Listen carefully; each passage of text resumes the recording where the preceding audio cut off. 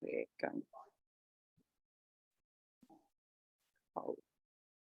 So I'm Christine Mogini, and I'm on the Biodynamic Council, and Simon Neal is also on the Biodynamic Council, and Su Hoskin used to be a wonderful education workshop tutor till COVID came along, and sadly we all couldn't get together. So it's fantastic that you've turned up tonight. Thank you, Sue. And I know that Rachel was hoping to come, but she had another sort of something that she had to go to. So I thought maybe you might like to just kind of share with us a bit about how and where you use the preparations, because you're down in central Otago, and depending on where we all are in the world, we might use these preparations. In fact, we usually do a little bit differently at different times, depending on what we're growing, on why we want to use them. But just before we do that, I just thought that I might just sort of mention, for those that aren't so familiar with the biodynamic preparations, how they came about. And because next year is 100 years since Rudolf Steiner gave the agricultural lessons and indications to farmers. And so there will be a big celebration. Hi, Peter. Hi, Christine. How are you? Oh, good. Your microphone's working tonight, so that's good. We can see the top of your head in your glasses. If you want to lower your, there we are. Yeah, I'm still here. Good, good. So I know that Peter's in everybody. Thames. So we just introduced ourselves, and I'm just doing just a little bit of background, and then I'm going to hand over to Sue. And so now that you're here, then you might like to say some things. I know Simon would as well. But the farmers already back in 1924 were worried about the fertility of their land then. So you can think back 100 years of all the degradation that's occurred, particularly with all the chemicals that have been applied to land all around the world. Then certainly from my perspective, the BD preparations are really important, not only as a way to enhance the fertility of the soil and the land, but also to acknowledge what, we talk about as the seen and unseen realms. Becoming familiar with these rhythms of the moon in particular, but also the planets. Hi, Jill.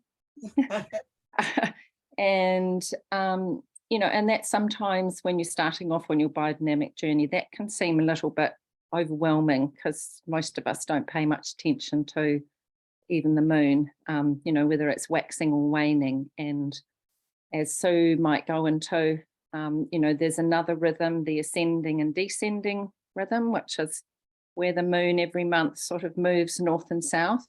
So it not only does this, new moon to full moon journey, but it also moves into quite high overhead in its ascending phase and doesn't go to the horizon. It goes about 45 degrees further north, which makes it look like it's in a lower phase in the sky. So those two kind of rhythms are a really good way to start with observing what's happening in your garden, and you can go into lots of information.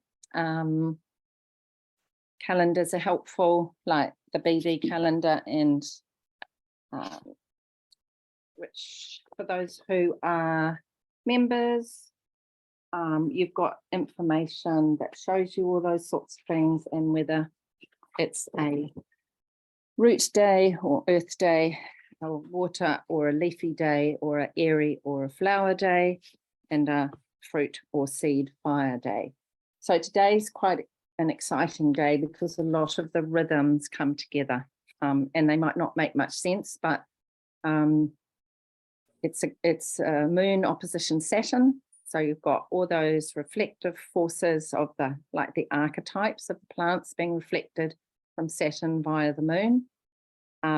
We've got just after new moon, so it's in its waxing phase, so it's starting to increase its influence. And what else have we got? Ascending. So for sowing seeds today, it's a really good time to utilize that. And we don't always have all these rhythms come together. So, it's nice synchronicity tonight. And so there's the preparations that most people know about, which is the horn manure, the 500, and the horn silica, the 501. We won't go into those perhaps so much tonight unless there's questions. Last week, we spent a lot of time looking at the compost preparations, which go into the compost, into the cowpat pit, and also, and Sue might talk about this, or perhaps someone else, or I might, or later, you can add that to your seaweed or your weed teas as well. You can put them in separate little sachets and actually add the compost preparations in there. And so they are all things that would have been found on a farm in 1924, or the so-called weeds, which you realise are not really just things to be got rid of, but add wonderful trace elements to the soil and help with that balancing of your environment. And so they're made in ways that some people find a little bit strange, but that was before we had plant nurseries and Bunnings and places where you went along and got your specific strawberry mix and your potato mix and your tomato mix, etc., etc. So most people had cows, used the intestines and various other parts of the cow. Most people could go hunting for deer, bladder, and so all of the ways that the preparations are made, when you start thinking about it, are incredibly practical. But of course, when you first come across this and you're used to just sprinkling something from a bag in your garden, it's a little bit of a turnaround. So that's my sort of introduction. So do you want to sort of take on from there? Yeah, so we covered quite a lot last week, and that is now available on YouTube. Apparently, I haven't seen it, but so I'll try not to repeat from last week. But yeah, I mean, either using the preparations or making the preparation, it invites us to sort of look deeper into that interconnectedness with nature, and all the realms and beings, because it's almost like it brings you into a different frequency. And Rudolf Steiner said that you need to have an intimate connection with the cow manure. And I think you do with all of the preparation plants, and the more you can work with them, study them, draw them, photograph them, taste them, the deeper that connection becomes. And so I wholly encourage people to actually, take a deeper interest particularly in the compost preparation plants. That these are really powerful herbs that are used in medicine for humans as well as for the land and for animals as well. But the role of the preps is kind of to mobilize and stabilize elements and nutrients in the soil and in the plants. And I like to think of them as a set of organs that organize either the breakdown of composts or organize what's happening in the soil. So they're kind of, they're stimulating what's already in the soil. I mean, we're not adding heaps of potassium or nitrogen, which some of the plants are known for. We're actually stimulating and unlocking those elements in the soil by using the preparations. So I've been making compost today down here in the cold south, so that everything was frosted up this morning. There was no water available. Luckily, I'd made 2 big thick slurries with cow manure and water, so it's like a chocolate sauce on the lasagna that you make with your compost. And so they were still usable, but I add barrel compost into those slurries as I'm making my compost. So that way the barrel compost is the carrier of all the preparations, because when you make a barrel compost, you've inserted all of the 5 compost preparations into that pit. And then when you've stirred that for 20 minutes in warm water and activated all the biology and that can be tipped into your slurries as you're making your compost. So each layer has a certain amount of the preparations, and then at the end you add the whole set as well, in the sort of in the physical form of the preparation. So yeah, I've been using those preparations today, and it just feels very connective to bring them all into play. And as I say, today was compost making day for me, although if I'd have had time, I would have been sowing some seeds as well. And that's something else I use the barrel compost for in my seed raising mix. So there's a little bit of element of that going into, the hormone side of rooting and fertilization and things like that in the soil. So and I'm not really quite sure where to start, because I'm not sure where everyone is on their journey with preparations or with biodynamics at all. So I won't go too deeply, but if anyone has any questions, that would be good. And I think Peter wanted to say something earlier. Did you, Peter? Yeah. To go back to the rhythms, there's an important rhythm that wasn't mentioned, and that was of the day. Very important for using 500 and 501 and many other things as well. But the effect of 501 or the horn silica is quite different when you use it early in the morning than when you use it later in the morning or even in the afternoon. I had one farmer use it in the afternoon in spite of the fact I told him not to, and it upset his grazing for a couple of years. I used it to save lawnmower petrol, which might be of interest again, by using it in the afternoon on a hot day, and it worked for 5 years.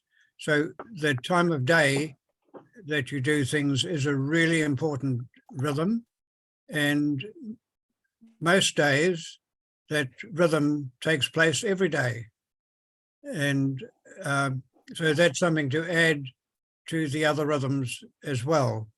And so if you are putting on 500 and your moon or your annual rhythm is not playing into the need to have to use the preparations, then at least use the day rhythm to facilitate what you're doing. So yeah. Thank you. Say something about the preparations a bit later. Yeah, no, that's great. So maybe if you have used the preparations, can you put your hand up, and then we'll sort of have a little bit of a sense that, okay, we've got a few people here. Most of you have used them. Donna, Simon, I know you have. Vicky, you have. Yeah, cool. So most of you have are familiar with all the preparations, or are there any that you would particularly like to hear about, or perhaps different uses in different situations? What just feel free to put your hand up, and we'll just unmute yourself, and then we can sort of see a little bit where what level we talk to people at. It's no point going over the beginner stuff. So Karen, yeah. Yeah, I just would like a little bit more options on using the 501. I haven't really used it very much. I know about using it in the morning and not scorching plants and so on. But yeah, just some of the other options I know is that Glenn, who's used it quite a bit, and I've listened to some of his things before. So yeah, just other ways I'd like to be able to have more confidence in expanding using that 501. Yeah, because obviously, yeah, like Peter says, if you can use it in a way, then you don't have things grow. So yeah, I'm a bit more reticent around that one. But I think with such a wet, well, it's been wet for the last 12 months in the Waikato, really. And so I'm feeling that, more to try and prevent all that fungal attack, and the ground is just saturated. So yeah, that's more information on that, but great.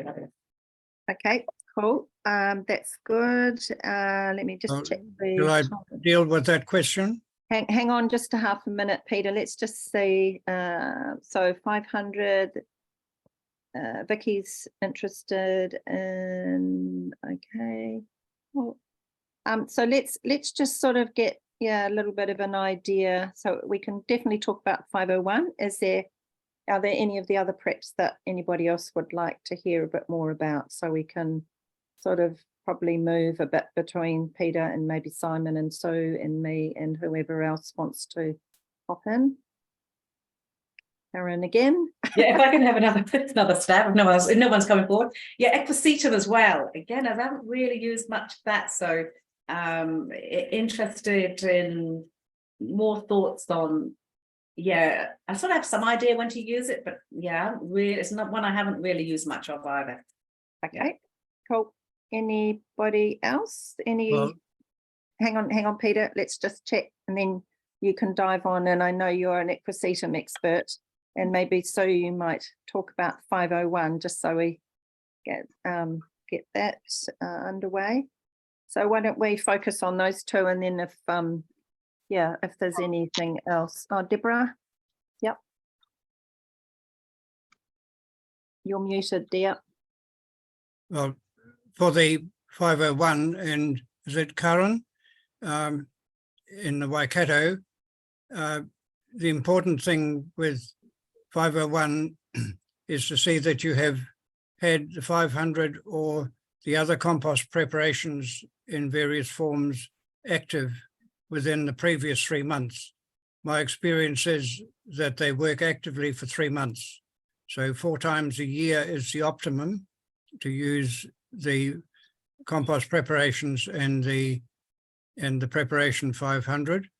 I have tried on various occasions to burn plants with 501, and I haven't succeeded yet. I have, say with grass, you can alter the rate at which it grows. If you want faster growth, then it's early in the morning on rapidly growing grass. If you want to ripen something, then later in the morning, have morning tea first. If you are tired of mowing the lawn, do it in the afternoon, not necessarily with 500 first. And with the soggy soil, the other important thing is to use equisetum, because equisetum acts as a kidney, or has a kidney function, and helps, and says there in the agricultural course, when things are too wet. When things are too wet in your system, your kidneys work harder and balance up the level of fluid in the system. So that needs to be taken into account as well. Does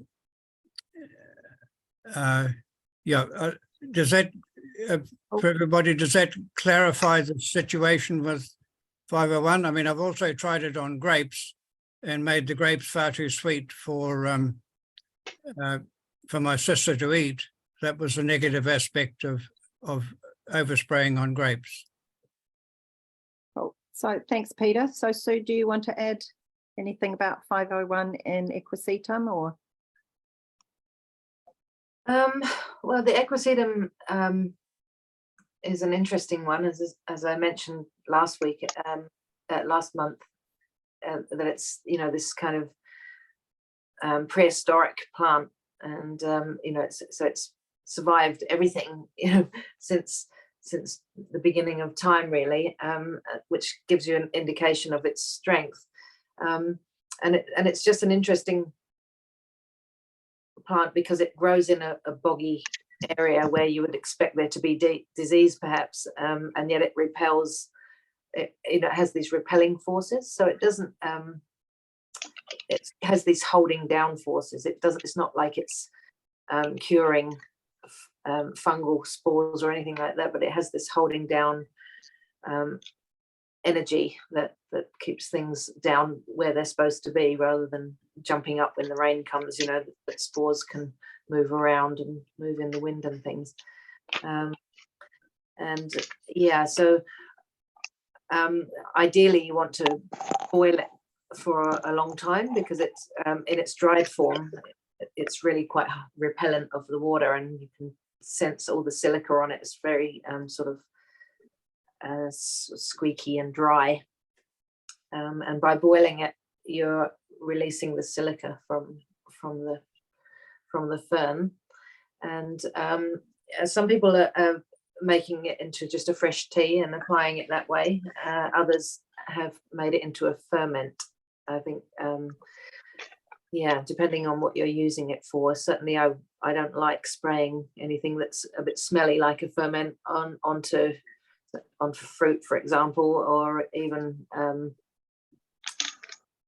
leaves, depending on what it is. But certainly, if you've fermented it, so you've made the tea and then you've left it to sit, and it becomes, you know, sort of stewed, and then you can dilute it more, so it goes further. But I prefer to just use the fresh tea, just because it smells so lovely and it feels so nice at that point. And yeah, I've been using it to sort of to help with the rust on the garlic. Difficult to know if it's actually, you know, sort of preventing it, because it, you know, the rust is still around, but it certainly seems to have held it back. Lots of other people that I know, you know, had to just abandon their garlic, whereas mine was pretty good right up until the very last sort of month of the growing phase, by which time the photosynthesis had happened, so it was all good. But yeah, so there, I quite often add oak bark to the equisetum tea that I'm making as well, just for extra calcium strengthening forces and that sort of antifungal aspect.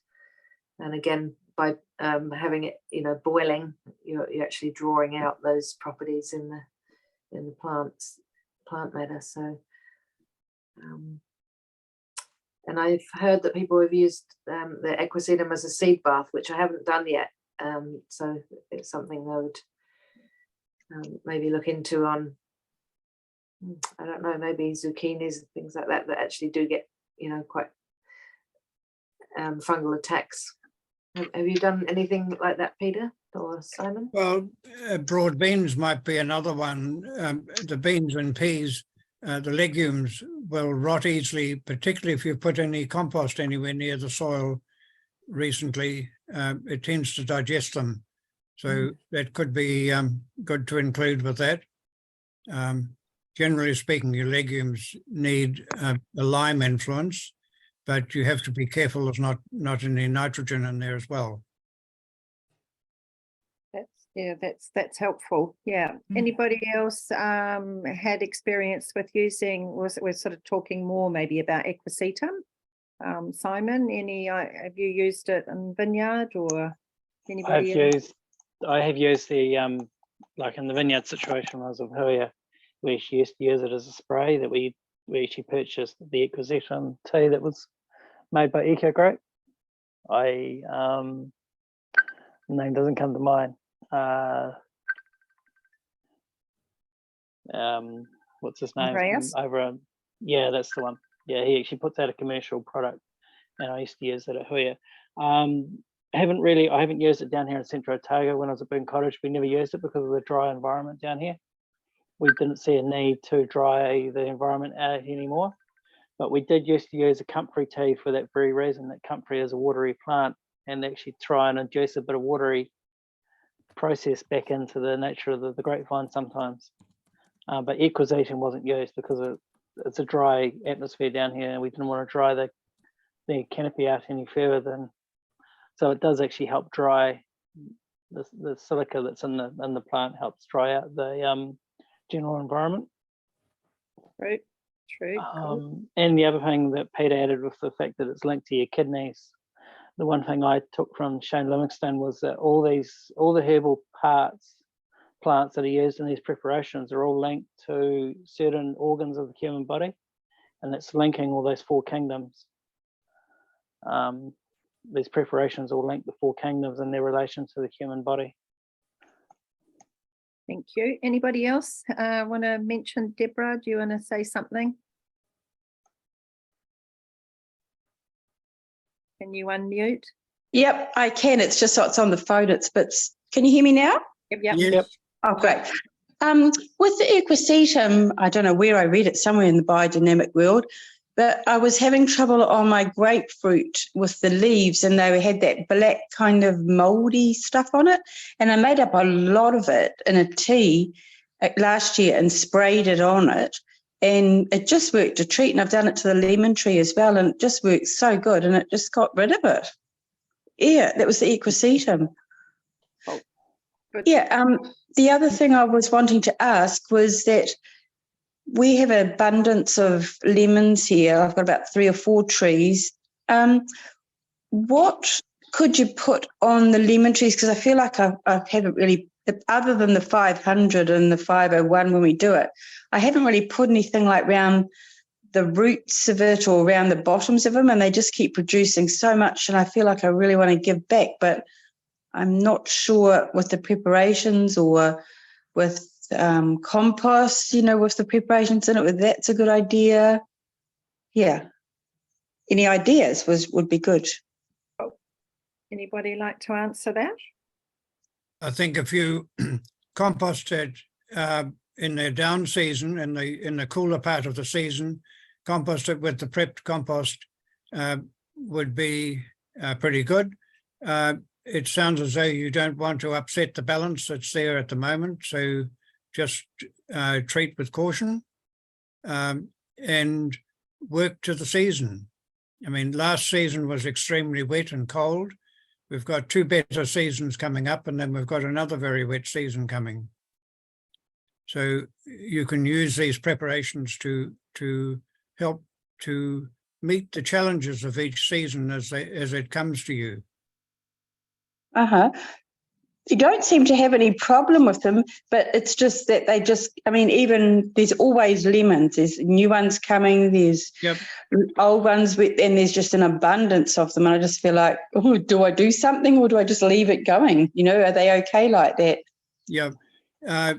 What you may need to do is to see that you're pruning properly, and you prune off the fruit back to the next fruit or flowering stem as you pick, usually is the best way to prune citruses. Others may have other suggestions on that, but that's rather than just going in and plucking them or waiting till they fall off.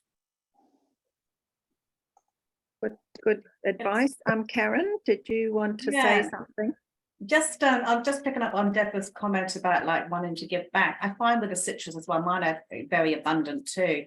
And something I like to do is I save when I harvest, either it's oranges or grapefruit or lemons or whatever, I actually save the skins. I mean, some of the skins I dehydrate and I use as a tea, but a lot of them I actually, take them when I've got the skins.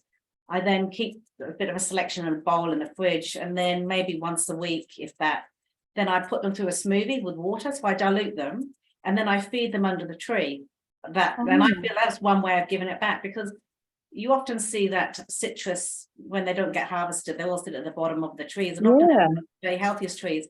And I started that about 3 years ago, and everyone who ever comes and sees my citruses, just they're off the scale because they're so healthy and leafy green. The leaves are so green.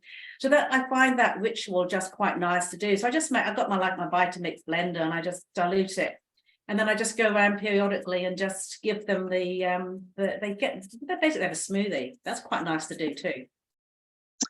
Oh, that's great. Well, yeah, that's good. I'll try that actually, because you think, they're falling, so you pick them up, but in nature they would actually be going back into the ground and giving them back. So that's beautiful. Yeah, I'll take that one on. Thank you. Anybody else want to make any comments about 501 yet, Simon? With Deborah, I'd also add CPP. I'm a great advocate of CPP and the fact that it is a great carrier of the preparations. If you don't have enough materials to make a compost, CPP is the next good option, and that's what it was sort of designed for, was to be the carrier for the preps back onto the land. And it could be a good option just to add a wee bit of either a tea or even a side dressing of CPP under the trees. Oh, okay. Well, that's what I wasn't too sure of that. But that's great because I've got my CPP pit and I've got quite a bit, so I'll make it into a tea. That's very good. Thank you for that. The other thing I just thought was, I mean, we don't grow lemons down here very well because it's just too cold. But a friend of mine on the West Coast who has a composting toilet collects her urine and feeds that to the lemon trees. The fastest Indian. Yes, Yeah, yes. they A grow bit good lemons too. bit of urea goes a long way, doesn't it? Cool, cool. Any other questions from anybody that, or should we just mention? Yeah. Yvette? Can I ask a quick question? Yeah, Peter, when you said you to apply 500 4 times a year, because I haven't used a silica. I've got it here for later in the year, but I put the 501 like earlier in the year, so it's way before 3 months. So would you say that should be applied then before we put the silica on? I Is that think what I think you would get a better result from that. I mean, I find that the most valuable time for anybody growing pasture to use 501 is any time after the 1st of April through to the end of October. And it can really give the grass a mighty boost. And in some cases, I've seen it double the value of grazing off each hectare that was so applied, and the treatment repeated every 3 months. But what if it's not like a pasture scenario? We're just growing like food. Yep. Same sort of thing. So when you look at your garden and you think, I could do with a bit more summer sunshine, then the preparation 501 or the horn silica is that summer sunshine. It gathers up summer sunshine. And so it's like having summer sunshine in a bottle that you can get out and rub the bottle and spread the genie. That's interesting. Tracy had a question, maybe, Sue or Peter as well, about the best times to put 501 out, and that would also depend a bit on what you're growing as well. And what result you want. Yeah. So Tracy, do you want to give us a bit of an idea when you might be thinking to use it or what you're growing? Can you either put it in? She's on mute at the moment. Yeah. You want to put it in the chat. She's just got, what are the optimum months to apply 501, please? So the optimum months are when you most need extra summer sunshine. Yeah. And that can vary from district to district and season to season.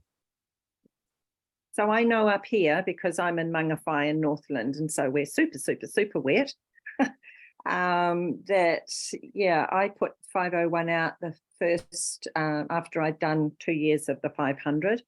And last year I had really lovely silver beet and spinach. And of course, as soon as I put the 501 out, they all went to seed. And so I went, bugger, because, that of course knocked off the amount of silver beet and spinach that I got. So clearly there was an imbalance that I created by doing that. Saying that, the flowers did exceptionally well and so forth. But that's one thing that I've already had experience with.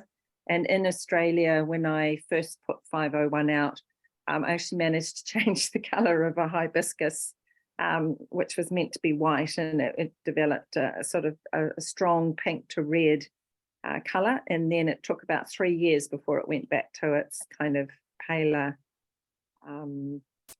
normal colour of what it was. So, this is the thing to also be aware of, not to scare us off, but there's often unexplained or unexpected consequences that can occur. And of course, it's difficult. Each year is different. Each situation's different.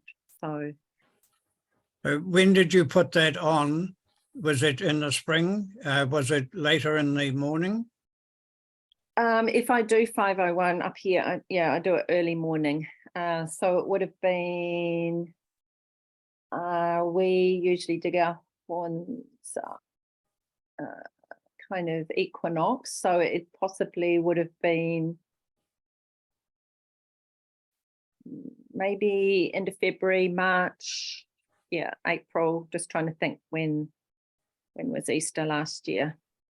Yeah, well, that would be a wee bit early to get the best out of it. If you had a wet season and you put it on after the equinox, then it starts to counterbalance the effect of the autumn of drawing the plant back into the ground. And so during the winter, it has a beneficial effect. I mean, maybe April would have been quite early enough in your district, particularly as you're close to the sea. But as the overall rule that you've got to use to do your own judgment is, do I need more, or does the plant need more summer sunshine, or the effect of the summer sunshine? That's the question you've got to ask your plants in your garden. Yes, well, they definitely did. And particularly, well, I was responding because of all the chemtrails that we get up here and the excess of silica components that, well, almost daily impacting. And that was a message I got from my garden, that they definitely needed some 501. So as I said, it helped some things, but it did push my leafy things to seeding pretty quickly after I put them out. Yep. So you had lots of plants for next year. Well, I don't know. I've got seeds. I've just sowed a few today. I saved my seeds, and so I'll see how many of them come up. And yes, the ground is so cold and so soggy. It's like trying to pull out weeds. It's like sucking things out. Half the garden comes with them. There's great clumps, like, the size of this around the roots, which obviously I'm loath to disturb further, but. Yeah. So you just dig a patch and put the other, just a trail hole and put the other weed in and chop off the other plant in and chop off its competition. Yep. Turn it upside down so its roots are in the air, and then give its goodness back. And all around it, just do that for the place where you want to put the plant in, if you're transplanting, and don't disturb the other plants around it. Just make sure that enough sunlight gets in, and then you lay what you cut off as a mulch or put it in the compost heap. Yeah. Plant on the ground all the time. The more sugar you make, the more carbon you get in your soil. Yes, well, I've been leaving my buttercups to do their thing. They're doing a marvelous job across my swamp. Yeah. And with enough lime or lime effect, which covers 500, 503, 505 in its various forms, you help to sweeten the buttercup. Good. Yes. Not to the point that you want to eat it, possibly, but.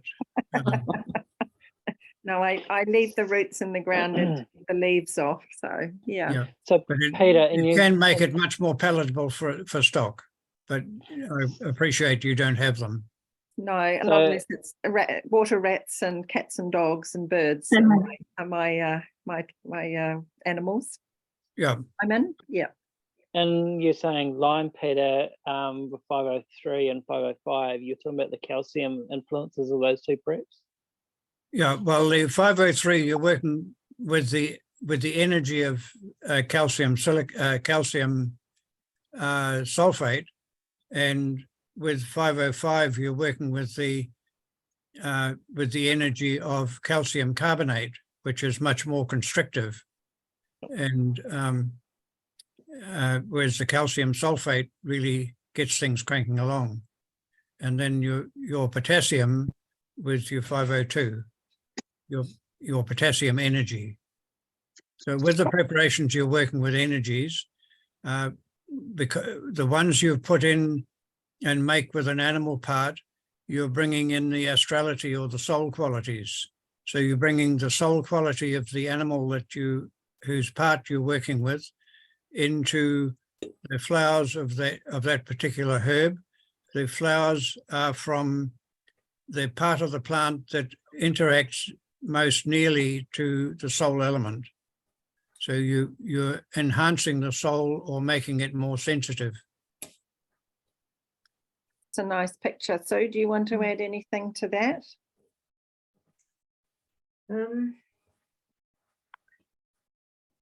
No, I think you've got heaps of silica down your way, so and it's you know, and it's rock formed. Does that?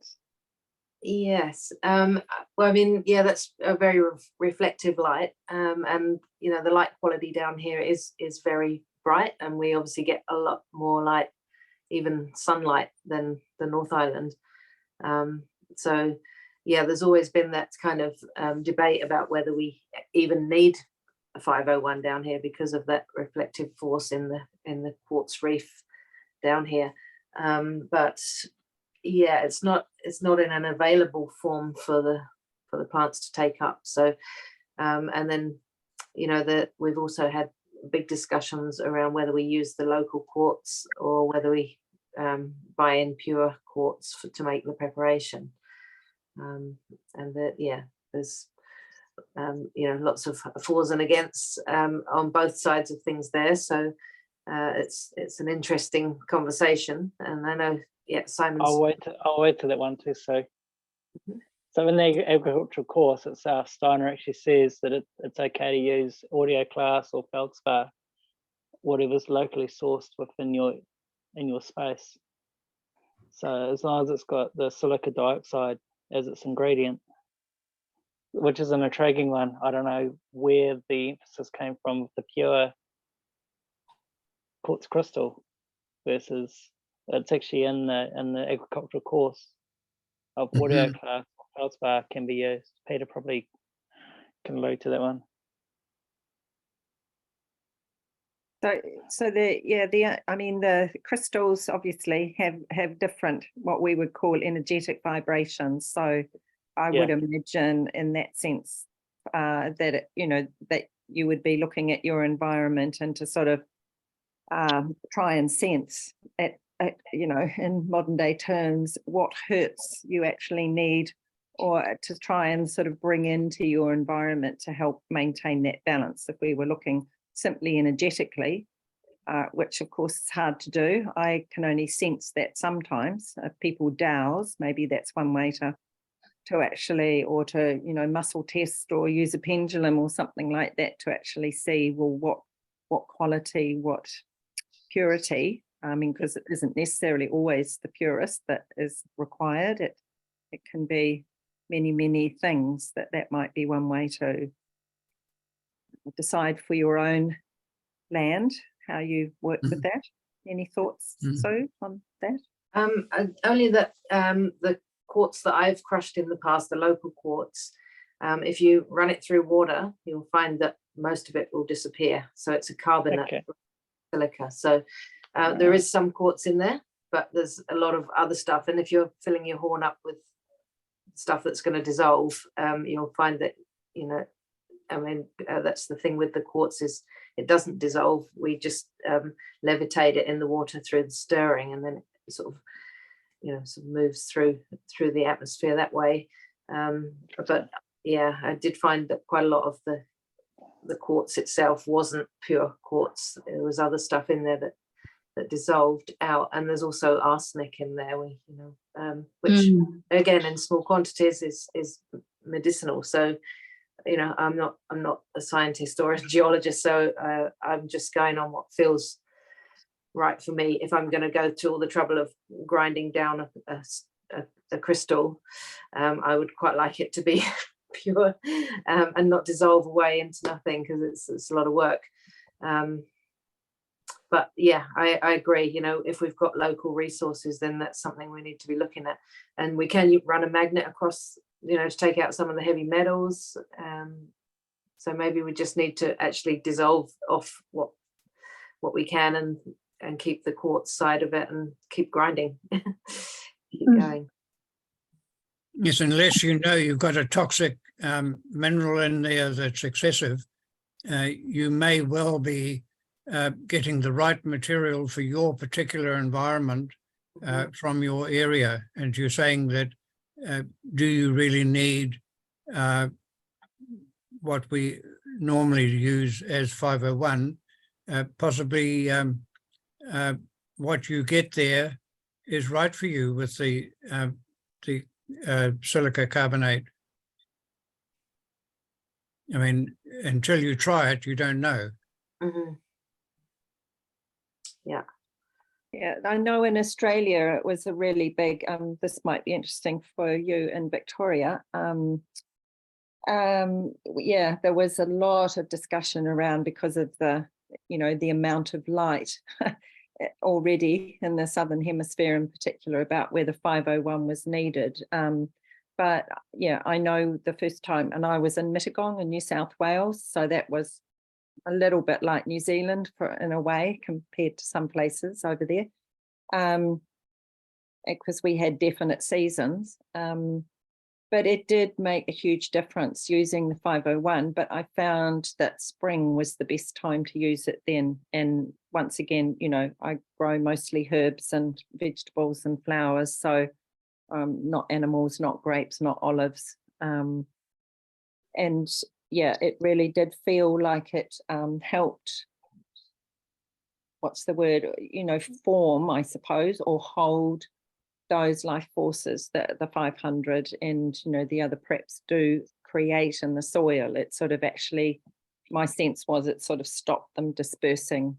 And we had 12 years of drought before I came back. So it was interesting that I didn't lose anything after, well, I sort of had most of that time using the preps on the land and mulching really heavily, and people would come and visit and be amazed that things were still alive. I mean, obviously couldn't grow any vegetables because we had like a bathtub of water a day, so we got first dibs on there. So sorry, there's a question here. Yeah, so you don't use 501 widely. I'm sorry, you're just KT, so I don't know whether you've got a feels funny calling you KT, but so just in the chat, too hot. So would that be a reason not to use the 501, Peter, do you reckon? If it's too hot, you need to be working more with the 500 and the possibly the oak bark to cool things off a wee bit, and possibly in the earth element. Right. So like when the moon is going across in front of Taurus, for example, or Virgo, or Capricorn, as you notice that when the big planets are in front of those signs, things tend to cool off. Like Pluto's just been 17 or 18 years in front of Sagittarius, and things are getting hotter and hotter and hotter and hotter.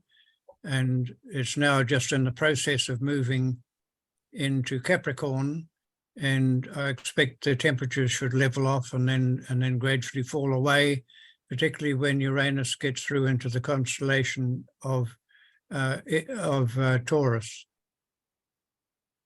Okay, good to be warned, everyone. Any questions from anybody else that hasn't had a chance to speak yet? Louisa, do you want to say something? Yeah. Has anyone done anything on public land? So I don't know if anyone's aware, but here in Martha was the one of the worst pieces of land in terms of it was the chemical works for 245T. Dump. Ooh. Exactly. So I live 150 meters away. Oh, And energetically, I've done lots of stuff down there. But has anybody ever had any experience of doing different preps on the land and gone around trying to be very inconspicuous in doing so? Monique would bound to. Yes, well, I've done quite a lot of cowpat pit on some community land before, and just getting the compost preps out there. I mean, I did read somewhere that one way that you can start to at least bring some of those toxic metals up to the surface was through using the cowpat pit, but yeah, I can't quantify that or haven't measured the results or anything, but just energetically it felt very different after that. Anybody else had any experiences? I generally try to respect boundaries and people's ownership of land, and try not to work on anybody's land who hasn't given permission or doesn't want to do it themselves. I know Steiner did say the whole world should have it. Yes, but so what were you going to say? I was just going to agree to that. I use it at the community gardens and the food forest here in Hawea, but I always, make a point of asking all the other members or allotment holders or people that use the land whether that's okay for them. And mostly people are really grateful for something good going on to it and become interested anyway. I even get involved, maybe just to do an actual stir and applications with people and explaining it, why it's going on to that public land. But I certainly feel it's of benefit for any land. It's a gift. So yeah, I think if you can explain it in a way that makes it maybe less mystical, people are more open to having something good done. And yeah, I certainly think with the barrel compost, as Christine said, there was results from nuclear fallout and radioactive stuff, and I think even someone had done some tests around the tannalized posts on vineyards and found that there was still worm and biology life around them, possibly because of the preparations going into the soil around those toxic areas. So yeah. Well, I know when we were in France just after Chernobyl, there was a really interesting discovery made with I think it was a government paid for plane that was flying around with an infrared camera and actually looking at the different levels of radiation and how far up into the atmosphere, etc., that went, and also doing on the ground testing of mushrooms. And they discovered, it was a wonderful piece of free BD research, but they discovered that there were certain farms where the radiation level was really, really small, like 3% compared to say 50 or 60% on other farms. And when they went to actually find out what was happening there, they were all biodynamic farms, or people were working organically and practicing spiritual activities on the land, but predominantly biodynamic. And the same with all the mushrooms in the forests nearby, almost to just over the fence line. And so they're the helpful kind of research stories you like to find out about, that there is this huge protection that we can't necessarily see, but we can sometimes feel, that does happen. And especially when you're on land where there has been a lot of toxicity, or you buy land and you don't know what's gone on there. When you think New Zealand's history with DDT and 1080 and blah blah blah, there's all sorts of stuff there that we don't necessarily know is there. And we can be very grateful to these energies, these elemental beings, this, that help to heal the land. And that's one of the wonderful gifts of these preparations, that it is that possibility to bring that medicine to the earth, whether we see it as a giving back or how we see it. And if we make mistakes and we do things maybe too much or not too little, well, we can always apologize for it. But I think it's great that we've got these preparations that we can work with, and if all of us have used them, I'm sure we've all had experiences where they've been more than helpful on many occasions. So worm castings also used for detoxification or putting it through a worm farm. So carbon that's brought in seems to stop the poisoning.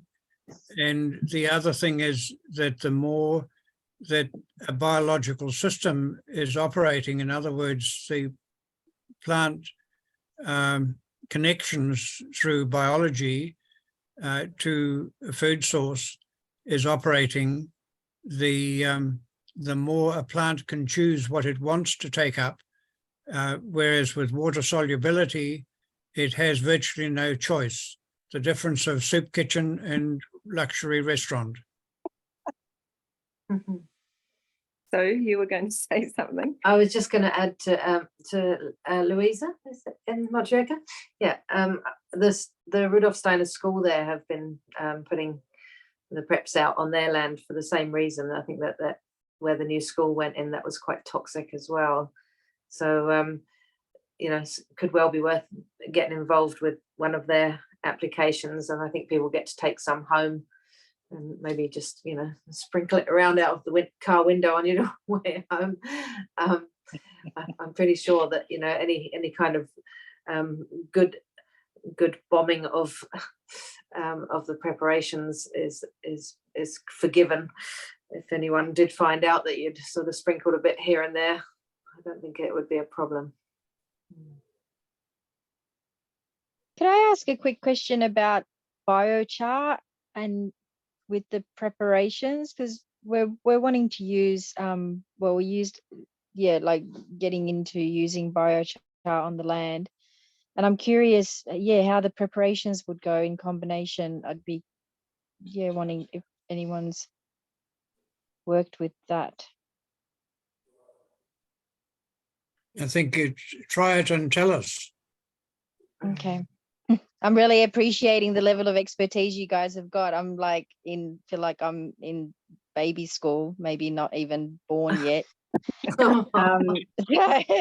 It just, I feel like there's a lot of experimenting going on here where we are, and I'm loving it, but also, valuing how much you guys are resourced in your experimenting. So, yeah. With that, Yvette, the biochar, I would see no issue in maybe doing a tea with a whole heap of biochar in it, because it's just carbon. And the compost preps are all sort of an energetic message, and the biochar would gather in those messages and carry that to the land as well in a sort of a tea form. Okay. Yeah, And my only thing, Yvette, with that is it would depend very much on what you are burning. What are you putting in there? Like if you were burning willow, what the ingredient is, or what you're, that there's. I mean, maybe Peter will talk about this, that because of the ashing aspect of it, that you might inadvertently cut back the some of the growth of some of the plants, for example, that you might be burning in there. Well, I suppose, I mean, our intention is to do the biochar in the method so that you're not producing the ash. Like if it's done correctly, then there should be sort of minimal ash in the process. That's right. And like we're backing onto a pine forest here, so we've got quite a lot of slash that we have access to. So our intention was to actually just to recycle some of that. yeah, kind of create some sort of equilibrium, I suppose, seeing this pine forest and all the slashes lying around and turning that into biochar. So, yeah, it's good to make use of it. And you can also make a slow log compost that might take 3 years to digest if you've got the heavy machinery to deal with the weight of the material that's available. But to dig a slight depression and then use the dirt to filter back over it and then grow weeds on it for 3 seasons. But in the old forests years ago, they made wigwam-shaped fires with little bits in the middle and then gradually stacked sticks up and then covered the whole heap with soil cover and then set fire to it, and they just left a little hole at the top and a little bit of a gap on one side, and then it might take 3 days or 4 days to burn very slowly, and there'd be basically just water vapor coming out of the vent at the top.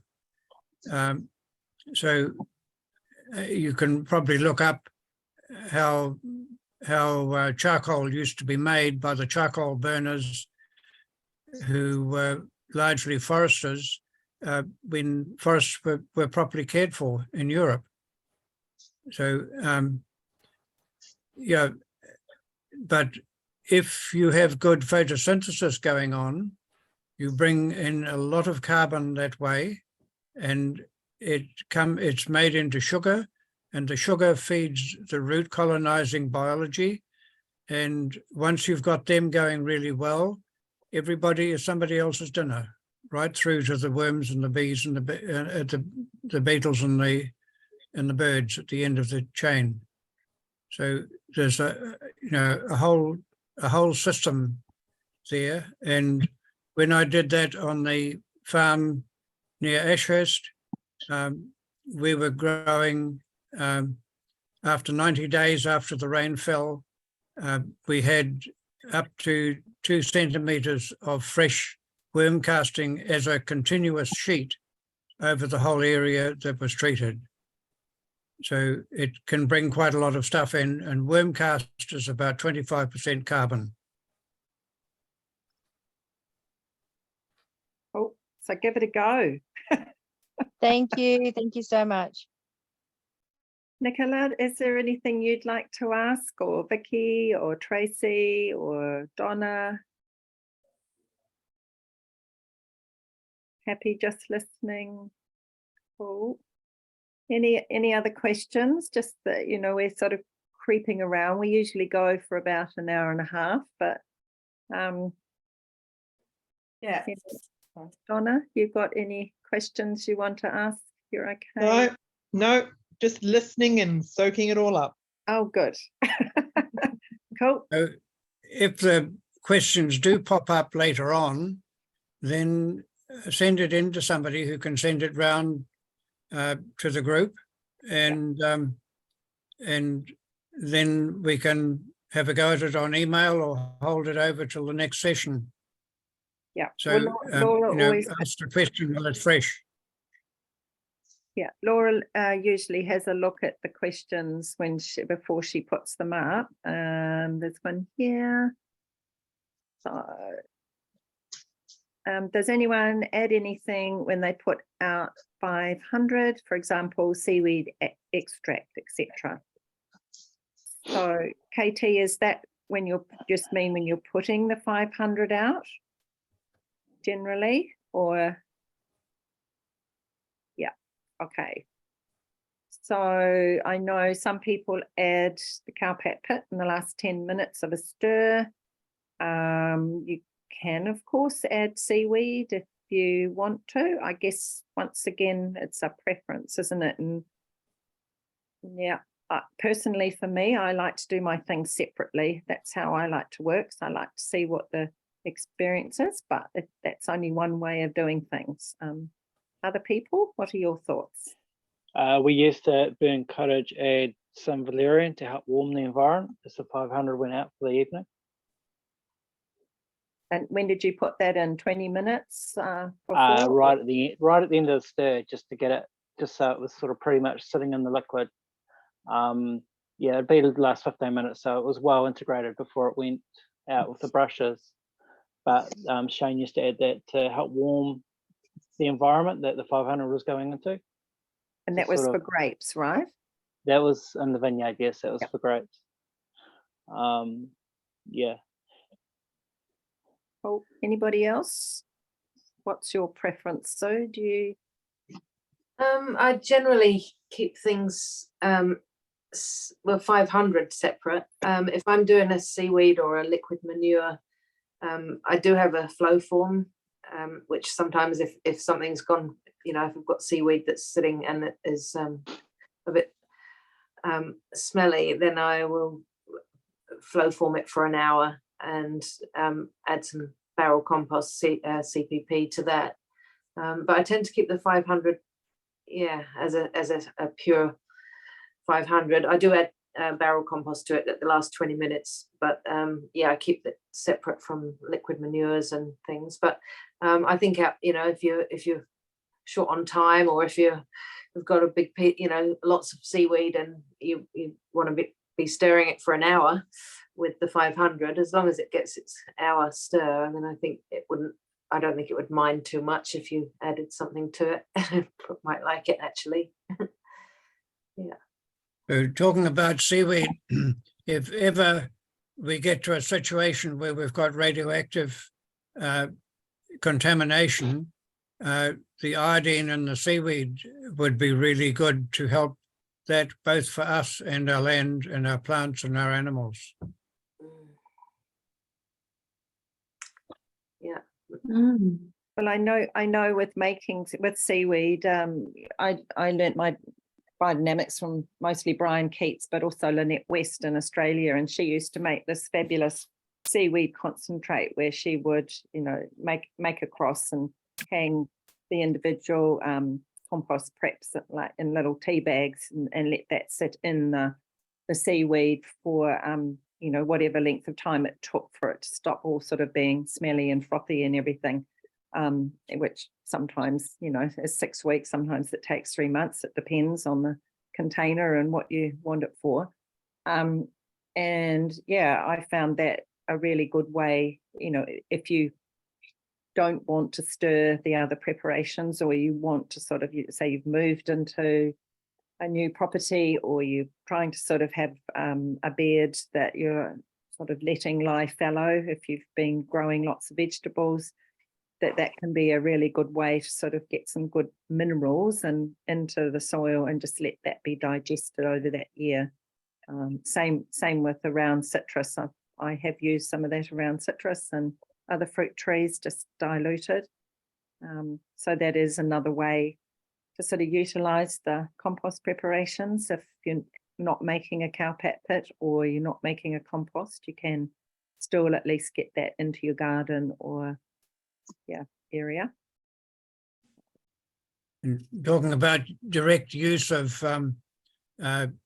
compost preparations, I mean, that in the barrels that used to be the standard process before barrel compost and CPP were started, and there's a bit of a story to that, but when I was going overseas in 1965, I inserted the preparations into the farm because I thought, well, it has rotting vegetation and it has cow manure and it has all the various things that you'd need for a compost. So I put the preparations, I turned a cowpat with grass in it upside down, put the prep at the bottom of it, and did that to each paddock for about half the farm. And I didn't put any 500 or 501 on it, just to try out to see what would happen with that. And I left the other half of the farm as a comparison. And the feeling I had at the end of it was that if I'd done the whole farm, I couldn't have dried the cows off. So it made quite a difference. but I did feel as though I could have had 500 and 501 added. And that was dairy cows. That was a dairy farm, Peter, wasn't That was it? a dairy, and you could see by the milk in the vat every day what was happening. Good research. Yeah. Vicky's asked a question. I think There's Donna two asked. price that one Oh, too. sorry. Yeah, Donna. Yeah, let's see. Donna, did you want to? Donna asked what's the next preps to start using as spring's coming in. Yeah. So I guess as the soil warms up, the So she 500. knows what to buy as well. Yeah. The If 500. you're, Oh, go So, ahead. Sue, yeah, keep going.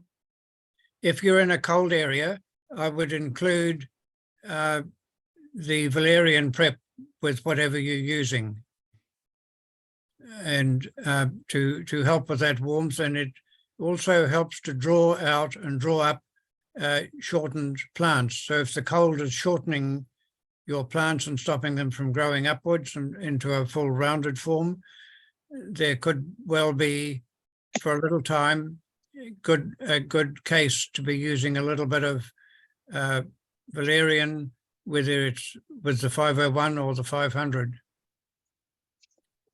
or the cowpat pit. Or even using it on its own in its own Yeah. right ground fruit trees for Yeah. frost protection or vines Mm. or any plants really. If your garden is likely to be Yeah. damaged from frost, it's good to get a spray of valerian over it the night before. Yeah, and the main thing with frosts is that they damage less the higher the bricks of your plant, or in other words, the amount of sugar they're making each day. If that sugar making or that photosynthesis is high, then the frost damage will be lower. And it works, 501 works very well with grasses. On the farm at Ashurst, other farms would get knocked back for a week with a light frost. On this particular farm, it would check for a day and then rush off again. Thank you. So Kat has asked very basic question: is it okay to warm water for 500 in sunlight if you don't have another heating process? I'd say it'd almost be preferable. Yes. I used to have a fire pit with stones, and I used to sit my copper on that and warm the water that way while you had a cup of tea. So, but yeah, I mean, If you had a solar heater, it would be great. well, Solar this is heat water. true. Yeah, I mean, it depends on whether you get enough sun. Probably in Victoria you do.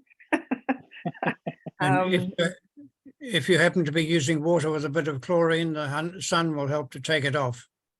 Yeah, I was just going to say, put it out so that you let the sun burn the chlorine off if it's tap water. It's always good if you can get rainwater or Much better. water. Yeah. So, any are there any? Sorry, Sue, go. Deborah's got a hand up for a question, but I don't think Donna's question got answered about the what preps to use in spring. I think the 500 as soon as the soil starts warming up, and then the 501 to bring some of that warmth in as well if it's still quite cool spring or damp. And then anytime you're turning the soil, so as soon as you start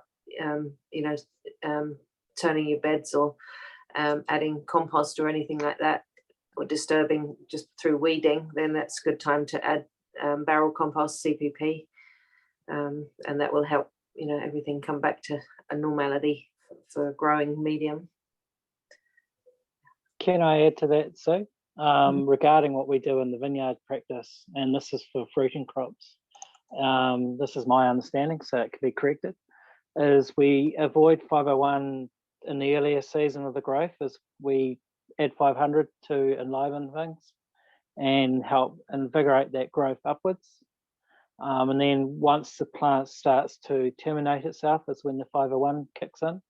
and it's to help with the seed ripening and the ripening process of the grapevine.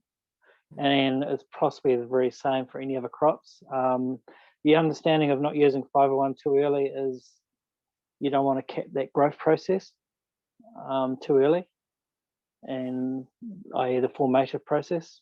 You want the vegetative state to sort of grow to its full extent, and then once it starts to terminate, then the 501 can be utilised to then send that message to the plant to ripen its seed. Mhm. Have you used any valerian with either of those sprays, like your 500 in the The spring? 500 we did, as I mentioned before, we did to add a bit of a warmth to the process. If it was definitely a cold spring and we were using it in a cold afternoon, that's when the valerian went in to help warm that blanket, essentially. Yeah.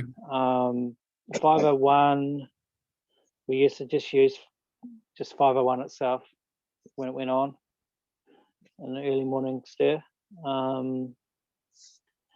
But yeah, the 501 never used to be used until after until veraison sort of kicked in to allow the plant to get to its full stage of development before the messages were given to sort of kick it into gear to start ripening the fruit before we get the autumn frost. Deborah, did you have a question before we go Yeah. to the kids? I've got 3 questions. One, I've just got to wind back now. Christine, you were talking about the seaweed and you mentioned like a little cross and putting the preparations. I didn't quite catch all that. Are you able to just explain a little bit of that? Sure.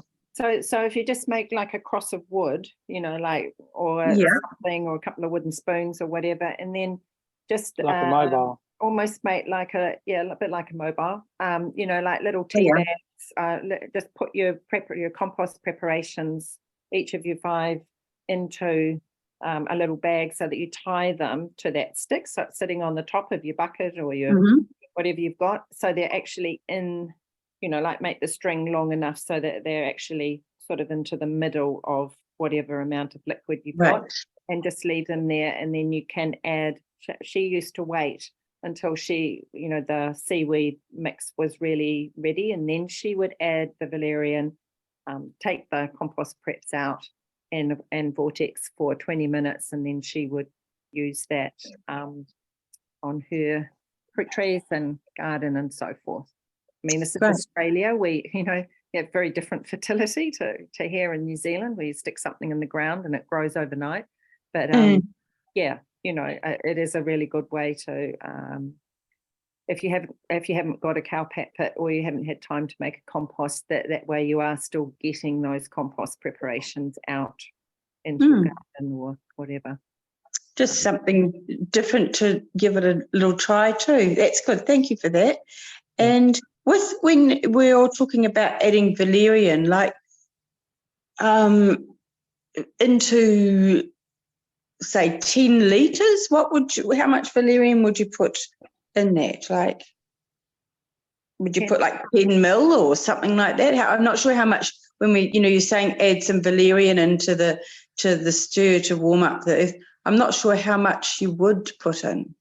Well, it depends on how concentrated it is, but if it's reasonably concentrated, probably a level teaspoon would be about enough, although it's very hard to get a heap teaspoon with liquid. Funny you. Okay, that just gives me an idea, because sometimes you think more is better. Deborah, I do. Not too much. And then Simon, this question's for you. Would it be possible to have a little conversation with you sometime? Because there's a lot of things that you're saying that I really need my partner to hear, and he's not here at the moment because we've got loads of grapes and we've got big olive groves and we've got lots of fruit trees and all those things you've been talking about. That's fine. I'm open. You can contact me privately. Thanks. That's all good. Thank you.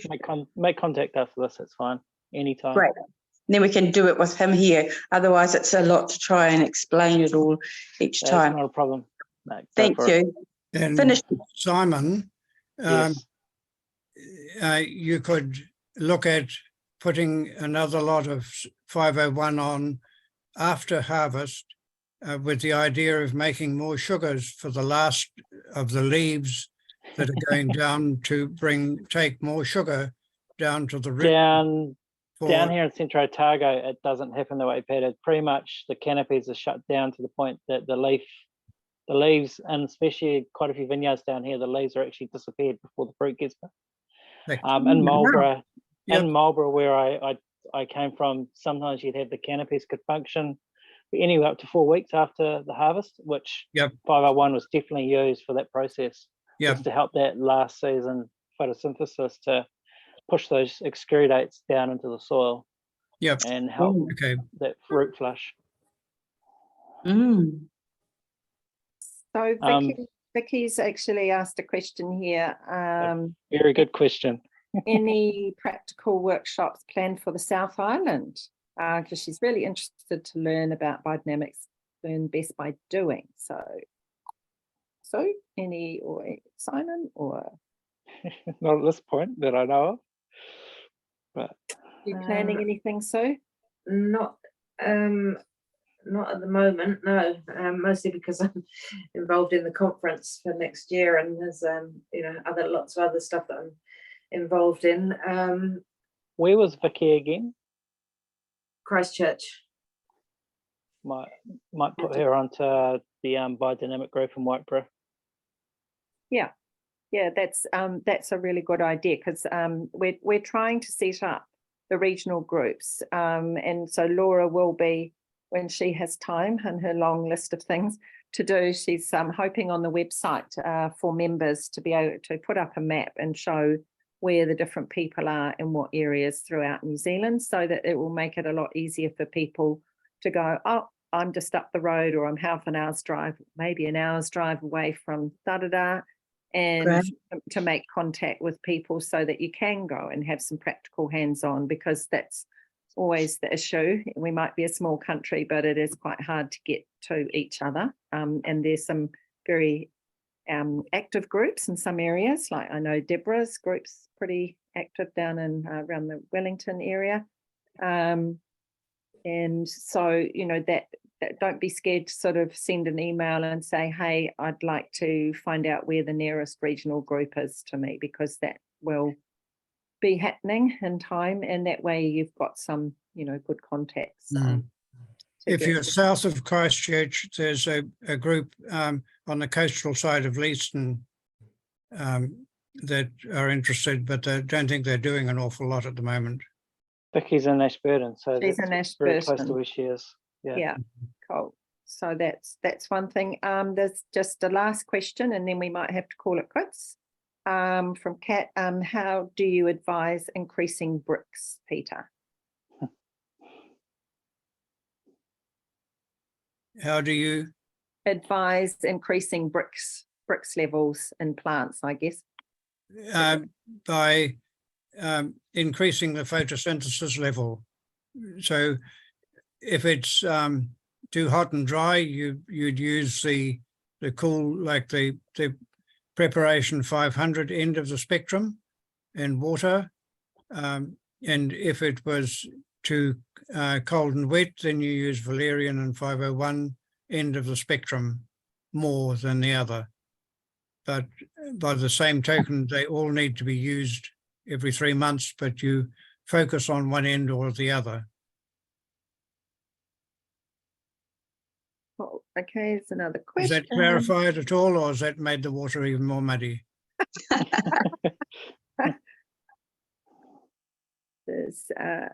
So far she hasn't responded, but I'll pass that on. Karen, Sue, can you please expand more on your use of equisetum on garlic and the frequency, etc.? So I've been trying to do it every 2 weeks. I try and do it around moon opposite Saturn. As the sort of extra energies from those planetary movements there, and around the full moon, just when it's when there's a more watery sort of effects, and combat some of that extra moisture that can bring fungal sort of elements to the soil. And so I'm not really very good at measuring stuff out. I grab a handful of it and put it in a big pan of water and boil it up for a couple of hours, and then strain it. As I say, if I've got some extra oak bark, I'll add some of that into it, the pure oak bark, not necessarily the prep. It's possible you could use the prep, I'm not sure. Maybe Peter can speak to that, but generally the prep is, I use the prep as a set with the set of preparations. And so, yeah, boiling it up, making it and cooling it down, diluting it. And then I use just a watering can to sprinkle it across the garlic. Essentially, the equisedum is, supposed to go on the soil to have the holding down forces. But once the garlic's growing, I mean, it does get onto the plant, but I don't think it has a negative effect particularly. But I wouldn't be spraying it onto the leaf part of the plant. Really, it's going out in droplets. You could even use it like a 500, with a hearth brush, or, as I say, a watering can head, just to sprinkle. So yeah, every couple of weeks is my program at the moment, and that seems to be keeping it at bay. Sorry, did you say you would, with the watering can, put it over the leaves or not over the leaves? Well, it does get onto the leaves, Yeah. but yeah, it's not like you're putting it But it on as runs a off. spray. Yeah, it's going over the top. So yeah, it does get on the plants, but essentially you're trying to get it onto the soil. So you said you dilute it roughly. I mean, I know you don't really measure, but is it like 1 in 10, would you say, or? Probably 1 in 5, I'd say. Yeah, great. From concentrate. Yeah. Sweet. Thank you. If you're putting it on in a mist, it tends to wet the plant more. If you're putting, and in the morning, if you are putting it on in large drops in the afternoon, it tends to run off and down to the soil, if it does happen to go on the leaves. Yeah, that's good advice. Thanks, Peter. Oh, lovely. Well, thank you so much, everybody, for coming along. And next month, it will be pretty close to the equinox, for when our next Cultivating Conversations comes along. I am going to be in Australia then, so somebody else will, maybe Simon, will be taking this, or maybe Sue, you and Simon can do it together. Yeah, I can help with them. You can Help that help with one out. that? Yay. And so, that's another pretty special time of the year. So I'm sure we can, think about some things that everybody can do apart from digging up their horns if they put them down, which we'll be doing sort of Michaelmas weekend when I'm back. Yeah, but thank you all very much for coming along. Hopefully you had lots of good things to think about. Thanks for turning up, Kat. That was great. Good to have you across the pond. And yeah, feel free to turn up again next time. Laura and I have got this sort of running joke going, because there's been all sorts of hiccups with trying to sort of get passwords and the dates right and the times right for these Cultivating Conversations. And even though she tried very hard this time, some of you might have noticed that she still had the July date on there. So the little elemental gremlins, technology gremlins, are having a lovely time with us. But the same link should work pretty much each time. And so that's why she's putting things up on social media as well as another backup. So hopefully you can all get in, because it has been a little challenging sometimes. Hasn't it, Deborah? A couple of times only you and I that have persevered, or Sue and I have persevered. Sort of, yeah. Anyway, we hope that was sorted. So have a lovely weekend and have happy planting and spring growth, and maybe we'll see you again next time. Thanks Thank very you much. very much. Thank you, Thank you, Christine. everybody. Thank you. Thank you. Good night. Thank Good you. night. Sleep well.